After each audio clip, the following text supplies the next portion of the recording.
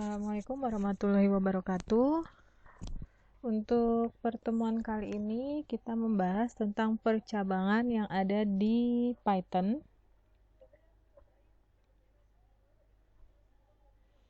Baik, untuk percabangan sendiri adalah salah satu cara yang digunakan untuk mengambil sebuah keputusan apabila di dalam program dihadapkan pada kondisi tertentu. Nah, jumlah kondisi ini bisa 1, 2, atau lebih.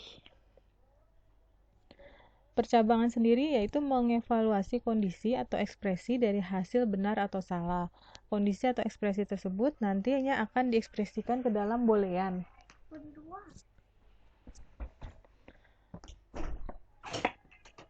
Hasil dari pengecekan kondisi ini biasanya bernilai true atau false. Apabila misalkan suatu kondisi bernilai true, maka suatu pernyataan yang ada di blok kondisi tersebut akan dieksekusi atau perintahnya akan dijalankan. Apabila kalau kondisinya bernilai false, maka blok pernyataan lain yang akan dieksekusi. Nah, di dalam Python, di sini ada 3 untuk pernyataan if. Ada yang if, ada yang if else, ada yang if else. Untuk yang if, ini pernyataannya ini terdiri dari ekspresi boolean yang diikuti oleh satu baris atau lebih pernyataan. Ini biasanya biasanya hanya untuk satu kondisi. Kemudian untuk if else, ini bila pernyataan if benar, maka blok pernyataan if dieksekusi. Bila salah, maka blok pernyataan else yang akan dieksekusi. Nah, ini biasanya if else ini untuk dua kondisi. Misalkan jika nilainya 80, maka lulus. Selain itu, tidak lulus. Nah, itu adalah dua kondisi. Kemudian yang ketiga ada if, elif, dan else. Nah, ini disebut juga dengan if percabangan. Karena adanya kemungkinan beberapa kondisi bisa benar, maka digunakan pernyataan if, elif, atau if, elif, atau else. Nah, untuk yang poin 3 ini biasanya kondisinya itu lebih dari 2, ya, atau disebut juga dengan if bercabang. Kemudian untuk pernyataan if, di sini dia menguji salah satu buah kondisi. Bila hasilnya benar, maka pernyataan yang ada di blok if tersebut yang akan dijalankan atau dieksekusi. Kemudian apabila kondisi yang pertama salah, maka pernyataan tidak dieksekusi. Nah, ini contoh dari sintaks if-nya. If tes kondisi. Jadi setelah if ini nanti ada titik 2. Ya. Kemudian blok pernyataan if. Nah, ini nanti kondisinya if tes kondisi, apabila kondisinya ini benar, maka akan menjalankan perintah pernyataan tersebut. Ini sintaksnya. If tes kondisi, ini misalkan tes kondisi, ini kalau benar maka akan menjalankan perintah pernyataan if yang ada di dalam bloknya. Apabila tes kondisinya salah, maka dia tidak akan menjalankan perintah pernyataan ini. Jadi diabaikan saja. Ini ada flowchartnya. Di sini ada decision, kondisi, kemudian ada pengecekan kondisi. Apabila benar kondisinya, maka statement atau pernyataan akan dieksekusi. Kemudian apabila kondisinya false atau salah, maka statement lagi. Tapi di sini hanya ada satu kondisi. Nah, ini ada contoh dari pernyataan if. Ini bisa dicoba dulu di Python-nya. Saya buka dulu Python-nya. Baik, ini ada contoh dari if. Kita coba if-nya. Ini yang sudah saya ketik untuk if-nya.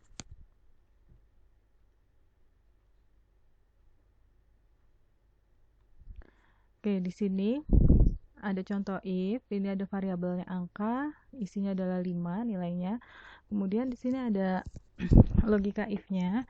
Di sini dengan satu kondisi ya. If jika angka lebih besar dari 0, maka pernyataan yang dieksekusi adalah print angka adalah bilangan positif.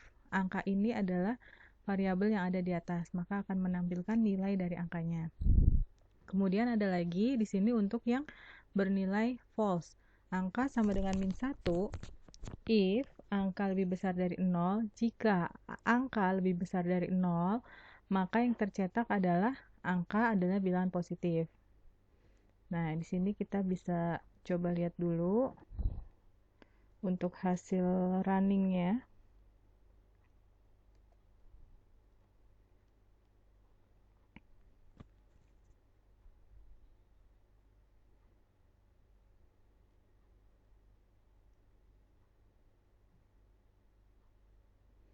Oke, di sini bisa dilihat ya. Untuk yang kondisi if angka lebih besar 0 dengan nilai angka adalah 5, maka yang ketampil angka adalah bilangan positif. Nah, di sini kondisi ini kita cek dulu. Angka lebih besar dari 0, true atau false? Kita lihat di sini nilai angka adalah 5. 5 lebih besar dari 0. Oh, ternyata true atau benar. Maka statement atau pernyataan ini akan tercetak. Maka hasilnya adalah 5 adalah bilangan positif. Nah, kemudian kalau yang kondisinya adalah false. Nah, ini adalah kondisi false. Variabel angka nilainya adalah -1. Kemudian kita buat kondisi if angka lebih besar dari 0, maka cetak angka adalah bilangan positif. Angka nilainya -1, maka kita masukkan di sini if kondisi jika -1 lebih besar dari 0. Ternyata nilainya adalah false, salah, maka perintah print ini diabaikan. Jadi kalau kita running, nah, tidak ada hasilnya, kosong, karena kondisinya adalah false. Kemudian di sini ada pernyataan if else. Ini biasanya ada dua kondisi. Pernyataan if else ini menguji dua kondisi. Kondisi pertama kalau bernilainya true atau benar, kondisi kedua kalau nilainya false atau salah. Nah, sintaksnya seperti ini. If tes kondisi (2) blok pernyataan if. Nah, kondisi yang pertama adalah kondisi di mana bernilai true atau benar. Else ini ada (2-nya, blok pernyataan else. Nah, else di sini adalah di mana kondisi yang bernilai salah atau false. Nah, flowchartnya seperti ini. Di sini ada sebuah kondisi. Jika kondisi bernilai true atau benar, maka statement 1 akan ditampilkan. Jika kondisinya false, maka statement 2 atau pernyataan kedua ini akan ditampilkan. Jadi untuk ada kondisi 2 atau lebih, gunakan if else. Nah, di sini ada contoh dari bilangan if else. Ini kita coba ketikkan di visual code-nya. Nah, ini contoh dari if else. Di sini ada dua kondisi, di mana kondisi yang pertama ini adalah bernilai true, kondisi yang kedua itu yaitu menggunakan else, yaitu bernilai false. Nah, di sini variabelnya yaitu bilangan dengan nilainya adalah 8. If bilangan lebih besar sama dengan 0, berarti jika bilangan lebih besar sama dengan 0, maka cetak positif atau 0. Else, selain itu, cetak bilangan negatif. Nah, bilangan di sini nilainya adalah 8. Berarti kita masukkan ke dalam kondisi if 8 lebih besar sama dengan 0, ternyata kondisinya adalah true atau benar. Maka yang tercetak adalah positif atau 0. Nah, kalau misalkan di kondisi pertama ini sudah kondisinya bernilai true atau benar, maka dia tidak menjalankan perintah else. Tapi kalau di kondisi pertama bernilai false atau salah, maka dia akan pindah ke perintah else. Nah, ini kita coba running. Hasilnya adalah positif atau 0, karena nilai 8 ini lebih besar dari 0. Sekarang kita coba ganti nilai 8-nya misalkan jadi -1. Nah, ini yang tercetak, maka yang positif atau 0 atau bilangan negatif. Kita coba running. Yang tercetak adalah bilangan negatif. Karena di sini kondisi yang pertama adalah bilangan lebih besar sama dengan 0 maka yang tercetak positif atau 0. Nah, nilai bilangan ini adalah min 1. Min 1 lebih besar sama dengan 0. True atau false? Ternyata kondisinya bernilai false atau salah, maka dia masuk ke perintah else. Dan yang tercetak adalah bilangan negatif. Jadi, kalau kondisi yang pertama sini bernilai false atau salah, maka dia akan pindah ke bilangan else-nya. Nanti yang tercetak adalah pernyataan dari else-nya. Pernyataan if, elif, else. Pernyataan if, elif, else digunakan untuk menguji lebih dari dua kondisi. Jadi tadi ada yang pernyataan if saja, itu untuk satu kondisi. Kemudian ada pernyataan if, else, itu untuk dua kondisi. Dan ada pernyataan if, elif, dan else. Ini untuk menguji lebih dari dua kondisi.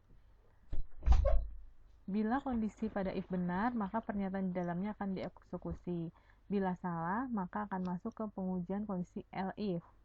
Nah, apabila di kondisi elif juga salah, maka terakhir masuk ke dalam pengujian else-nya. Maka sintaks dari pernyataan if, elif, dan else seperti ini. If tes kondisi, maka blok pernyataan if.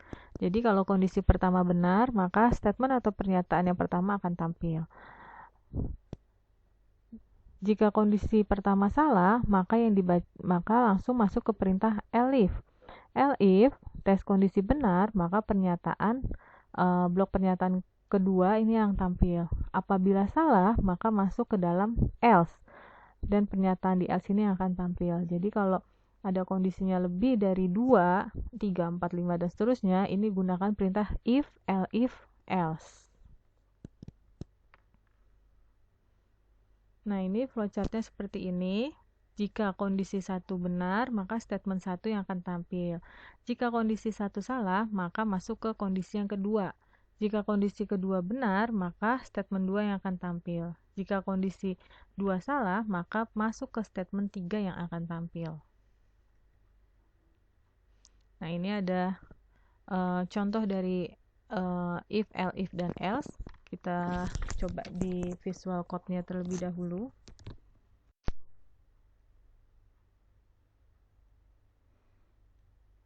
Ini sudah contoh dari if, elif, dan else.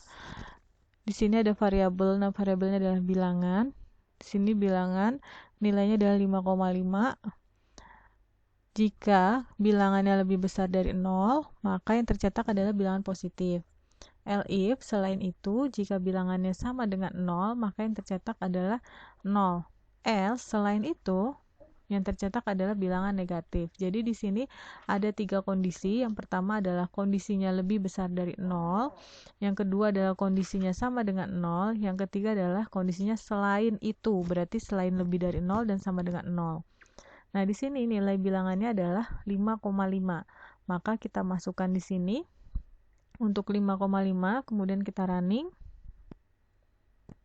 Nah, hasilnya adalah bilangan positif. Kenapa? Karena masuk kondisi yang pertama, 5,5 lebih besar dari 0. Oh, ternyata kondisinya true. Kalau kondisinya true, maka yang tercetak langsung adalah statement atau perintah yang pertama. Kemudian misalkan di sini kita ganti nilainya adalah 0. Kemudian kita running. Yang tampil adalah atau yang tercetak adalah tulisan 0. Kenapa? Karena di sini bilangan untuk nilainya ada 0. 0 dimasukkan kondisi pertama, 0 lebih besar sama dengan 0, true atau false. Ternyata false atau salah. Maka dia masuk ke kondisi yang kedua. 0 sama dengan 0. Oh, ternyata true, benar. Maka yang tercetak adalah statement atau pernyataan yang kedua, 0. Kemudian kalau kita masukkan misalkan min 2. Kemudian kita run. Hasilnya adalah bilangan negatif. Karena pada saat bilangannya min 2, kita masukkan kondisi pertama, ini kondisinya bernilai false. Karena min 2 itu nggak lebih besar dari 0. Pindah lagi ke kondisi 2. Min 2 sama dengan 0. Ternyata false. Kemudian baru pindah ke else. Maka yang tercetak adalah bilangan negatif. Baik, di sini ada contoh if bersarang, ada if di dalam if. Di sini sudah saya ketikkan di visual code-nya.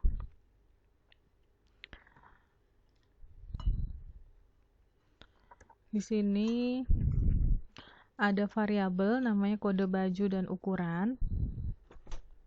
Kode baju di sini nanti akan tampil, masukkan kode bajunya SP atau AD. Kemudian ada variabel ukuran. Nanti ada masukkan ukuran baju S atau M.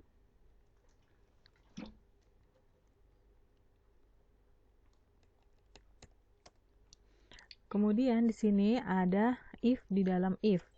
Jika kode bajunya SP or SP, jadi kalau kita input SP dengan kapital atau SP dengan huruf kecil, maka mereknya adalah Superdry.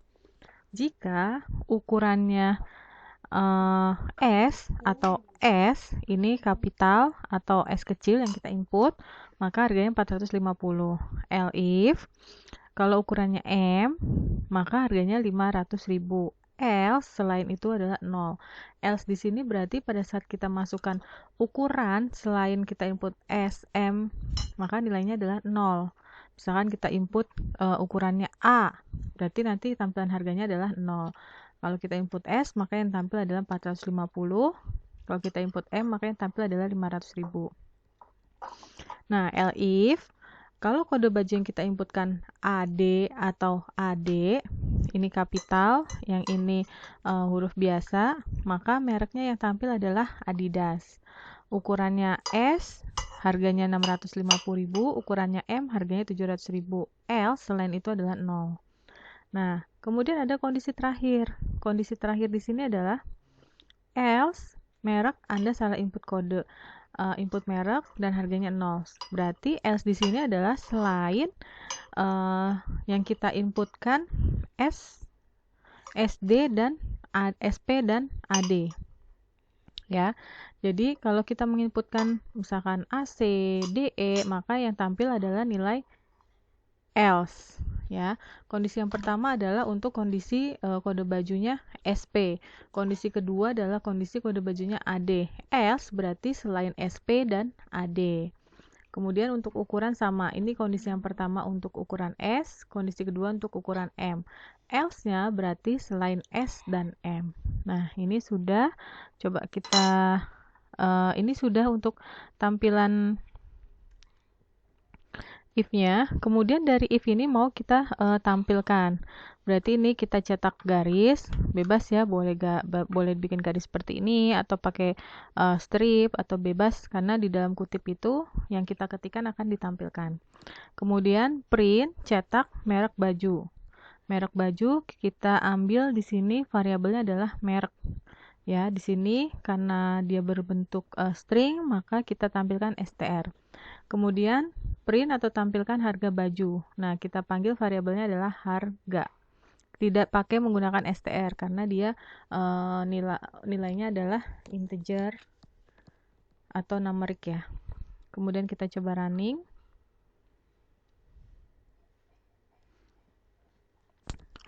Oke, di sini ada error untuk kode baju SP or SP.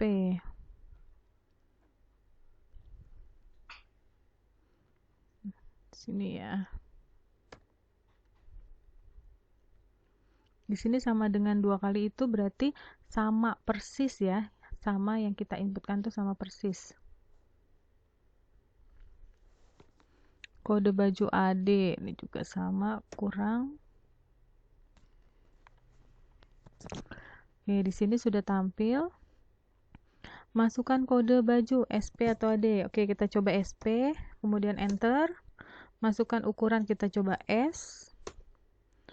Nah, merek baju adalah Superdry, harganya 450.000. Oke, sekarang kita coba running lagi. Kode bajunya SP, ukurannya M. Merek baju Superdry, harganya 500.000. Kita running lagi, kita masukkan AD, ukurannya S. Harganya 650.000. Kita coba running lagi, masukkan kodenya AD. Ukurannya M, 700.000. Kemudian kita masukkan salah selain SP dan AD, misalkan DA. Ukurannya misalkan N. Nah, merek baju Anda salah input kode merek, harga baju 0. Jadi yang terakhir ini adalah kondisi else ini yang di running, yang dijalankan, karena yang kita input tadi adalah DA. DA itu nggak masuk ke kondisi yang SP, tidak masuk ke kondisi yang AD, maka dia terbacanya di kondisi yang else.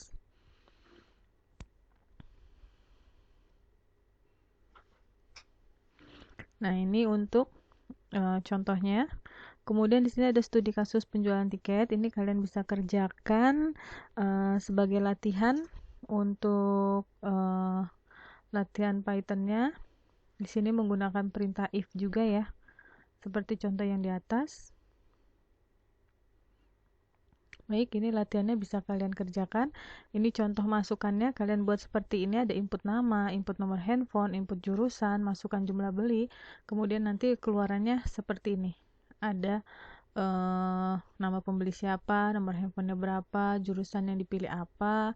Kemudian kalau kita ketik kode jurusan, maka akan tampil nama kota, harga, dan jumlah belinya, beserta potongan harganya, total bayar, masukkan uang bayar, uang kembali, dan seterusnya.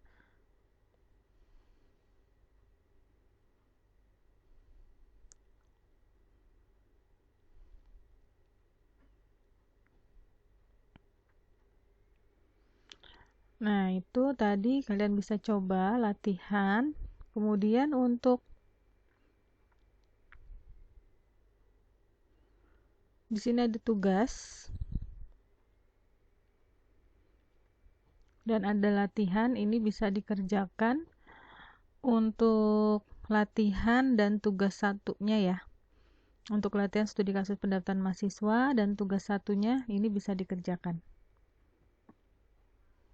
dijadikan sebagai tugas.